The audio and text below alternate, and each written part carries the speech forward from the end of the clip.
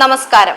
ഭീകരവാദം തുടച്ചു നീക്കപ്പെടുന്നതുവരെ പാകിസ്ഥാനുമായി ഒരു സംഭാഷണത്തിനുമില്ലെന്ന് കേന്ദ്ര ആഭ്യന്തരമന്ത്രി അമിത്ഷാ ഞായറാഴ്ച ജമ്മുവിലെ നൌഷാരയിൽ നടന്ന തിരഞ്ഞെടുപ്പ് റാലിയിൽ സംസാരിക്കുകയായിരുന്നു അദ്ദേഹം.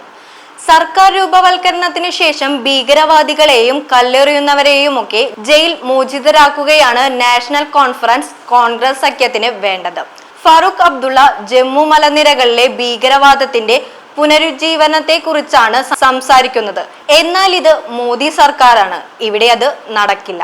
ഭീകരവാദത്തെ പാതാളത്തിലേക്ക് അടക്കം ചെയ്യുമെന്നും ഒരു ഭീകരവാദിയെയും മോചിപ്പിക്കില്ലെന്നും അമിത്ഷാ പറഞ്ഞു. ഭീകരവാദം തുടച്ചു നീക്കപ്പെടും വരെ പാകിസ്ഥാനുമായി തനിക്ക് ഒരു സംഭാഷണവുമില്ലെന്നാണ് രാഹുൽ ഗാന്ധിയോടും ഫാറൂഖ് അബ്ദുള്ളയോടും പറയാനുള്ളത്.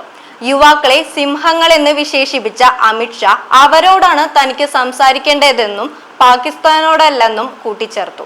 അതിർത്തി പ്രശ്നങ്ങളുടെ സുരക്ഷയ്ക്കായി ഭൂഗർഭ നിലവറയുടെ ആവശ്യമില്ലെന്നും അമിത്ഷാ പറഞ്ഞു.